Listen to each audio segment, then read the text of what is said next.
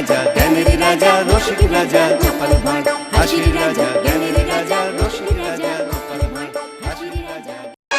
হ্যাঁ, যার জন্যে তোমাদের সকলকে আজ রাজসভায় হাজির হতে বলেছি। সবাই আর হাজির হয়েছে কই মহারাজ? গোপাল তো আজও গড় হাজির। গোপাল তার শ্যালকের বিয়ের ভোজ খেতে শ্বশুর বাড়ি গেছে। উমা, গোপালের কি ভাগ্য, নিত্য রোজ খেয়ে বেড়ায় ভোজ। এসব কথা ছেড়ে আসল কথা এবার আসা যাক। সামনেই তো কালী পুজো। হ্যাঁ মহারাজ, হাতে আছে মাত্র 7টা দিন। অন্যান্য বারের মতো এবারেও জাঁকজমক করে পুজো হবে তো? অবশ্যই হবে।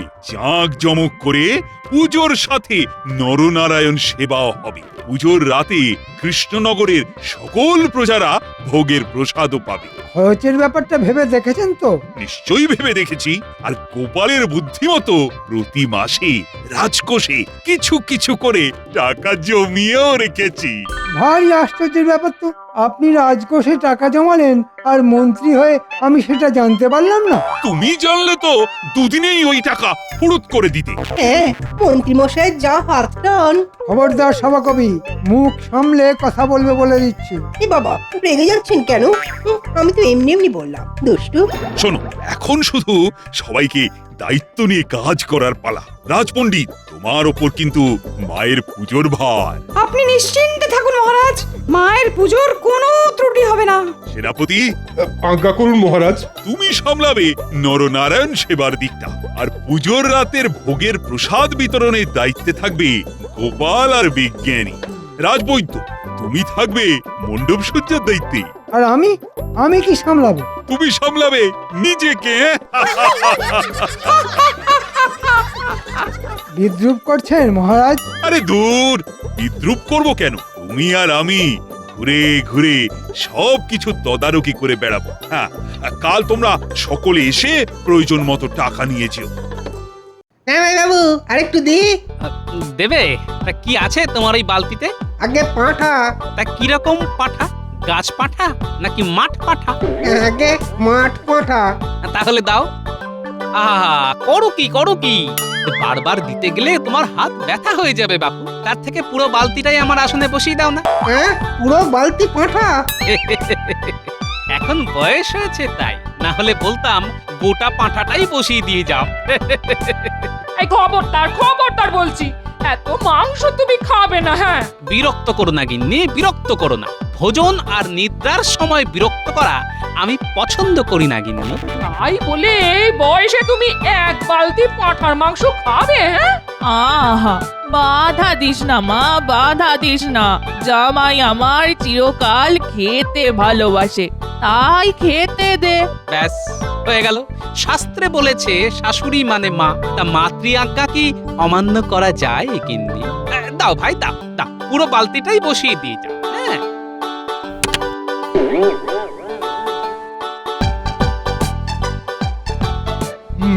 খাও জামাইবাবু, খাও, পেট ভরে খাও। তোমার একমাত্র শ্যালকের বিয়ে বলে কথা। খাও। তবে শুধু সামনে কালী পুজো বলে আজকেই চলে যেতে হবে, না হলে আরো কটা দিন থেকে দেখিয়ে দিয়ে যেতাম ভোজ খাওয়া কাকে বলে। আজকেই চলে যেতে হবে? সে আবার কি? হ্যাঁ রে ভাই, হ্যাঁ, আজকেই চলে যেতে হবে। রাজবাড়ির পুজো বলে কথা, মহারাজ ওর ওপর কত দায়িত্ব দিয়েছেন। কালী পুজোতে তোকেও কিন্তু আসতে হবে আমাদের বাড়িতে। আমাদের কৃষ্ণনগরে কত ধুমধাম করে পুজো হয়, নরনারায়ণ সেবা হয়। আসিস কিন্তু। লোকমুখে শুনেছি বটে। নতুন বউকে নিয়ে এবারে কিন্তু তোকেও আসতে হবে। হ্যাঁ, একেবারে ভাই ফোঁটা সেরে ফিরবি খন। হ্যাঁ, ঠিক আছে, সে না হয় দেখা যাবে। ও জামাইবাবু, তুমি এখন খাও তো, খাও। হ্যাঁ, খাচ্ছি।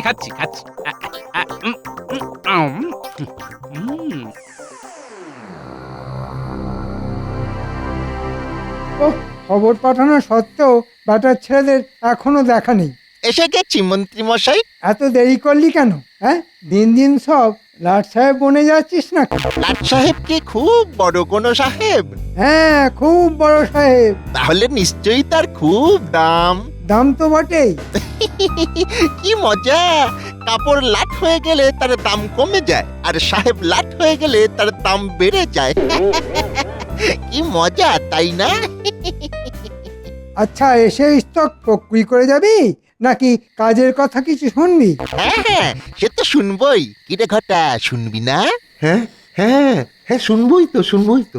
এবারে কাজটা কিন্তু খুব কঠিন, আচ্ছা, আজ অব্দি কোন সোজা কাজটা আপনি আমাদের দিয়েছেন শুনি? কিন্তু এই কাজটা আগের সব কাজের থেকে আলাদা। করতে পারলে কিন্তু মোটা বকশিস পাবি। এ তো আপনি বরাবরই বলেন, কিন্তু কাজ হয়ে গেলে আমাদের কপালে জোটে লবডঙ্কা। না না, এবারে আর সেসব কিছু হবে না। কাজ করবি, হাতে হাতে পয়সা পাবি। ঠিক আছে, বলুন বলুন, কি করতে হবে বলুন। বাবা, এ তো খুব ঝঞ্ঝাটের কাজ। ঝঞ্ঝাট তো বটেই, তবে কষ্ট না করলে কে আর কেষ্ট পায় বল। যা যা, বাজে কথা না বাড়িয়ে আজ রাতের মধ্যে এই কাজটা সেরে ফেল দেখি।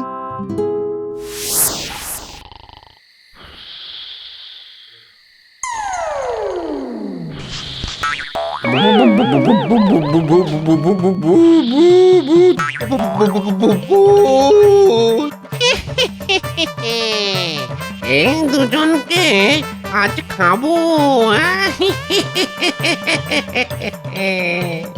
আরে মোটকে, রক্ত শুষে খাবো।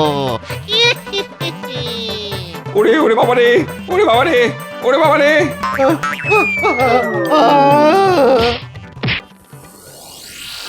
এদের পকেটগুলো হাতরে দেখ, চাবিটা কোথায় রেখেছে। এই তো চাবি। চল তাড়াতাড়ি কোষাগারের দরজা খুলে কাজটা সেরে ফেলি।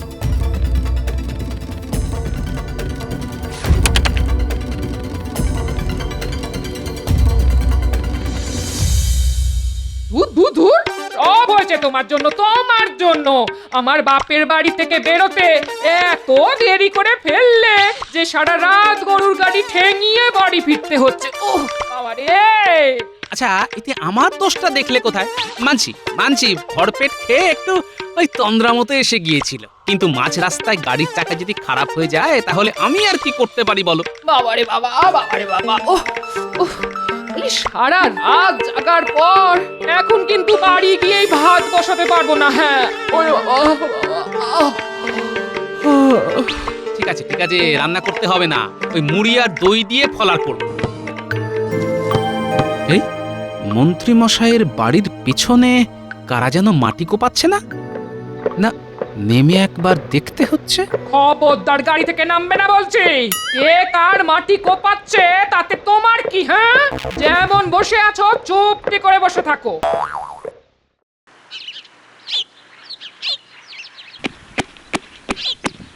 মহারাজ মহারাজ মহারাজ মহারাজ, সর্বনাশ হয়ে গেছে মহারাজ, সর্বনাশ হয়ে গেছে। কি হয়েছে? রোজকার মতো আজ সকালে কোষাগারের সামনে টহল দিতে গিয়ে দেখি কোষাগারের দরজা খোলা, আর গত রাতের রক্ষীরা কোষাগারের দরজার সামনে অজ্ঞান হয়ে পড়ে আছে। সে কি? চলো তো দেখি। দেখুন মহারাজ, দেখুন। যাও, শিগগিরই জল এনে এদের চোখে মুখে ছেটাও।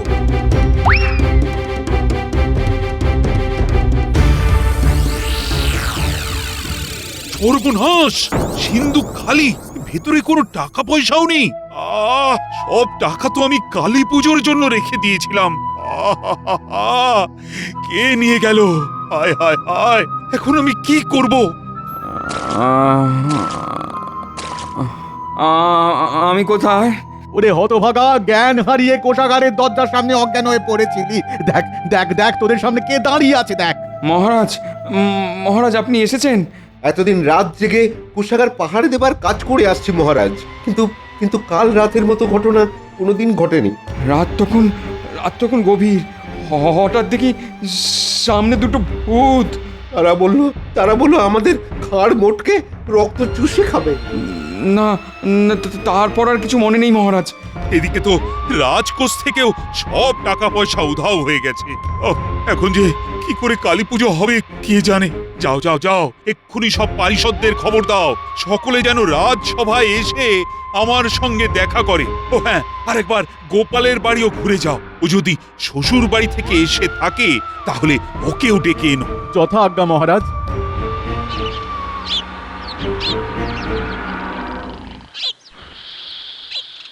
গোপাল দাদা, ও গোপাল দাদা, গোপাল দাদা, ও গোপাল দাদা, ওঠো ওঠো ওঠো। কে?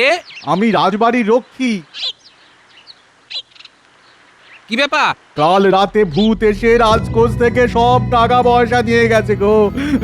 মহারাজ, মহারাজ তাই ডাকছেন। তাড়াতাড়ি চলে, এক্ষুনি চলো। সে কি, ভূতের চুরি? ঠিক আছে ঠিক আছে, আমি আসছি। তাহলে সকলে শুনলে তো কাল রাতের ঘটনা। বাবা, কি আশ্চর্যের কথা! ভূত এসে ভয় দেখিয়ে সব টাকা নিয়ে পালিয়ে গেল। যা, আচ্ছা, এটা কি সম্ভব? কেন সম্ভব নয়? আমরা তো সকলেই জানি কালী পুজোর আগে এই ধরাধামে ভূতের আগমন হয়। হয়তো সেই রকম কোনো ভূত এসেছিল কাল রাতে। তর্কের খাতিরে যদি মেনেও নেওয়া যায় যে ভূত এসেছিল, ঠিক আছে, কিন্তু তারা টাকা পয়সা চুরি করতে কেন যাবে? হ্যাঁ, ভূতের তো আর টাকা পয়সার দরকার হয় না। আচ্ছা, ভূতে মানুষের ঘাড় মোটকে মেরে দেয় কেন? হয়তো পূর্বজন্মের কোনো আক্রোশ থেকে। একেবারে ঠিক কথা। এখানেও হয়তো মহারাজের সঙ্গে কোনো পুরনো আক্রোশ থেকেই ভূতেরা এই কাজ করেছে। বাজে কথা বলবেন না তো। ভূত বলেই যেখানে কিছু নেই সেখানে আবার আক্রোশ। হ্যাঁ, আমিও গোপালের সঙ্গে সম্পূর্ণ একমত। ভূত বলে কিচ্ছু হয় না, এই সমস্তই হলো অজ্ঞতা আর কুসংস্কারের ফল। হ্যাঁ, আমি কিন্তু প্রমাণ করে দিতে পারি ভূত আছে। হ্যাঁ, সত্যিই আছে। হ্যাঁ, তুমি প্রমাণ করে দিতে পারবে? পারবো মহারাজ। আমি অনেক দিন ভূত নিয়ে চর্চা করেছি, বহুবার আত্মাকে আহ্বান করে মাটিতে নামিয়ে এনেছি। মন্ত্রী মশাই মনে হচ্ছে চুরি থেকে বিষয়টা ইচ্ছে করেই ভূতের দিকে টেনে নিয়ে যাচ্ছে। তা কোন প্রেতাত্মাকে নামিয়ে এনেছিলেন শুনি? বাবা, তিনি যে সে ব্যক্তি নন, তিনি হলেন আমার নিজের জ্যাঠামশাই। জ্যাঠামশাই? তোমার নিজের জ্যাঠামশাই? হ্যাঁ মহারাজ, তিনি আমার নিজের জ্যাঠামশাই। আমার খুব অল্প বয়সে তিনি মারা গেলেও তার চেহারাটা খুব ভালো করে মনে আছে আমার। তাই নাকি? তা কিরকম দেখতে ছিলেন তিনি? কিরকম হবে? ওই সকলে যেমন হয়, তবে তবে একটু মোটা সোটা ছিলেন। এই আমার মতো মোটা? না না, তোমার মতো নয়, তোমার মতো নয়। তাহলে কার মতো? ওই অনেকটা কার মতো যেন, হ্যাঁ হ্যাঁ হ্যাঁ, ওই ভোলা ময়রার মতো। তাহলে একবার আহ্বান করে আপনার জ্যাঠার আত্মাকে মাটিতে নামিয়ে আনুন। তখন তার কাছ থেকে জেনে নেওয়া যাবে কালকে চুরিটা কে করেছে, মানুষের না ভূতে। খুব ভালো প্রস্তাব। মন্ত্রী মশাইয়ের জ্যাঠামশাই যখন, তখন নিশ্চয়ই ওই ভালো ভূতই হবেন। আর আমি শুনেছি ভালো ভূতেরা এইসব ব্যাপারে ওই জ্যান্ত মানুষকে সাহায্য করে। হ্যাঁ, ঠিক আছে ঠিক আছে, তাহলে কালী পুজোর আগেই আহ্বান করো তোমার জ্যাঠামশায়ের আত্মাকে। তার সাহায্যে নিশ্চয়ই ধরা পড়বে চোর। কিন্তু মহারাজ, বিদেহী আত্মার আগমনের জন্য একটা ভৌতিক পরিবেশ আর একটা মাধ্যম দরকার হয়। আমাদের রাজ্যের দক্ষিণ দিকের জঙ্গলের মধ্যে একটা বড় বাড়ি আছে। আমার মনে হয় ওর থেকে ভৌতিক পরিবেশ আর কোথাও পাবে না। আর মাধ্যম? চিন্তা করবে না, আমি না হয় মাধ্যম হব। এই, আমরা লুকোলাম। নিরপুটি, ধর দেখি আমাদের।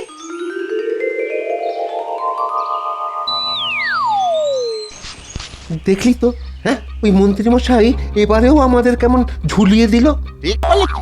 তখন তো খুব উঁচু গলা করে বলল কাজ মিটে গেলেই হাতে হাতে পয়সা পেয়ে যাব, কিন্তু এখন বলছে কালী পুজো না মিটলে কিচ্ছু হবে না। বোঝো শনি, এই জন্যই না ওই মন্ত্রী মশাইয়ের কাজ করতে একেবারে ইচ্ছে করে না। ভূত সেজে রাজকোষ থেকে টাকা হাতালাম, রাতের অন্ধকারে মাটি কুপিয়ে সেই টাকা পয়সা মাটিতে পুঁতে রাখলাম। কোদাল চালিয়ে হাত ব্যথা হয়ে গেল, অথচ এই হাতটাই আজ খালি। দূর, ভালো লাগে না। ঠিক আছে, কালী পুজোটা মিটতে দে, তখন আমাদের হাত ভর্তি না করে দিলে হাতে হাঁড়ি ভেঙে দেব। এখন চল। কোথায়? এই একটা কাজের জন্য মন্ত্রী মশাই ডেকে পাঠিয়েছেন। আবার ওই মন্ত্রীর খপ্পরে পড়বি? না না, এবার আর খপ্পরে পড়বো না। আগে নগদ নারায়ণ, পরে কাজ। ও ওরা তাহলে ভূত সেজে রাজকোষ থেকে টাকা হাতিয়েছে না? গোপাল দাদুকে ব্যাপারটা জানানো দরকার।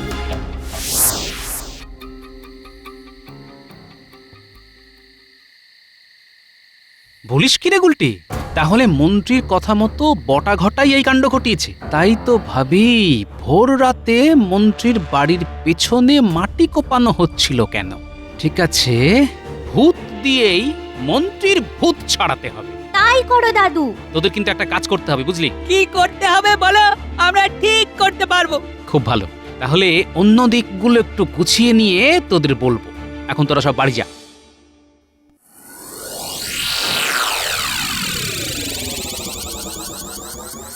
কি গো গোপাল, কিছু কিনবে নাকি? না গো, কিছু কিনতে আসিনি, তোমাকে একটা কথা বলতে এসেছি। বলো বলো। না, এখানে প্রকাশ্যে এমন ভাবে বলা যাবে না, একটু আড়ালে বলতে হবে। চলো তাহলে ওই দোকানের ভিতর গিয়ে বসি। কালই ভূতের ব্যাপারটা মিটিয়ে ফেলতে হবে। এমন ভাবে ব্যাপারটা সাজাবো যাতে সকলের মনে হয় ভূত এসেই টাকা নিয়ে পালিয়ে গেছে। নেপথ্যের আসল ব্যাপারটা কেউ বুঝতেও পারবে না।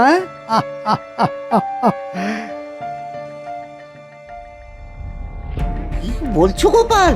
হ্যাঁ, আমি তো ভাবতেই পারছি না গো, এই রাজ্যের মন্ত্রী হয়ে এতটা নীচ কাজ উনি করলেন কিভাবে?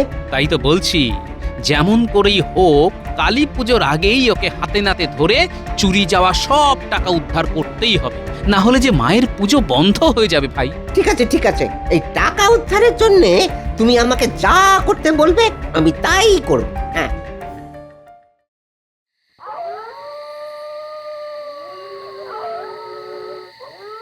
অং হেং ব্রেং ক্রেং ক্রেং ভূতং প্রেতং ব্রহ্মযাত্রী ফট। এসে যাও জ্যাঠামশাই ঝটপট। বাবা, কি মন্তরের ঘটা! ও জ্যাঠামশাই এসে গেছো? এখন বিজ্ঞানীর দেহে ভর করো। এবার বটা ভাঙা জানলার ওপাশ থেকে নাকি সুরে কথা বললেই ব্যাস কেল্লা ফতে।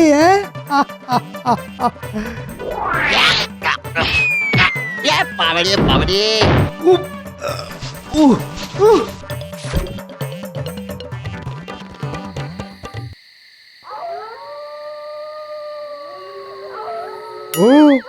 জ্যাঠামশাই এসেই যখন গেছো তখন কথা বলো। বিজ্ঞানীর মুখ দিয়ে বলো কে চুরি করেছিল বলো।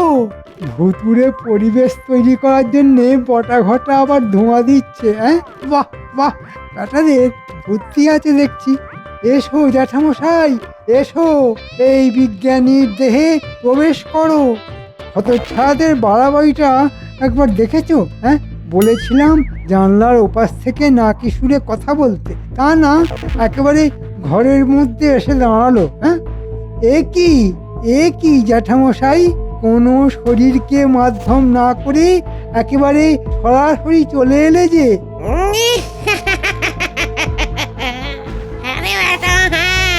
চলে এলাম রে, চলে এলাম। সামনে কালী পুজো, ভূত প্রেতরা এখন তো ওই সরাসরি লোকালয়ে চলে আসে।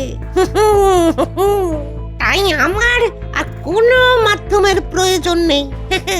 এ তো বড্ড বাড়াবাড়ি করছে, শেষে আবার ফেঁসে না যায়। তা এসেই যখন গেছো তখন বলো রাজকোষ থেকে কে টাকা চুরি করেছে? ভূতেই টাকা চুরি করেছে তো? হ্যাঁ, ভূতেই টাকা চুরি করেছে, তবে তারা ওই আসল ভূত নয়। হ্যাঁ, চুরি করেছে ওই ভূত সেজে আসা দুটো বদমাস। মানে? হ্যাঁ রে হ্যাঁ, তারা তোরই লোক রে শয়তান, বটা আর ঘন্টা। এই এই এসব এসব কি বলছিস বটা? হ্যাঁ, তোকে কি আমি এই সব কথা বলতে বলেছিলাম? এই যে মুখ ফসকে এসব কি বলে ফেললাম? হ্যাঁ, কে বটা? এ তো আমাদের ভোলা ময়রা। ভোলা ময়রা, এবার চিনতে পারছেন? এসব হচ্ছেটা কি? হ্যাঁ, মন্ত্রী মশাই, আমাদের পাতা জালে আপনি যে ধরা পড়ে গেছেন। মিথ্যে কথা, মিথ্যে কথা। হ্যাঁ, এসব আমাকে ফাঁসাবার জন্য করা হচ্ছে? বল বটা বল, সত্যি কথা বল। সত্যি কথা বললে শাস্তি কিন্তু কম হবে। আমাদের কোনো দোষ নেই, যত নষ্টের গোড়াই মন্ত্রী। ওর কথাতেই ভূত সেজে আমরা কোষাগার থেকে ওই টাকা চুরি করেছিলাম। আমাদের কোনো দোষ নেই। আমার 12টাতে বেজে গেল। এবার ভালো ছেলের মতন বলে ফেলুন তো টাকাগুলো কোথায় রেখেছেন। এবার এবার পাগল সেজে যাই, না হলে যার নিস্তার নেই। হ্যাঁ, জানি না, আমি জানি না। টাকা ফাঁকা আমি কিছু জানি না, কিছু না।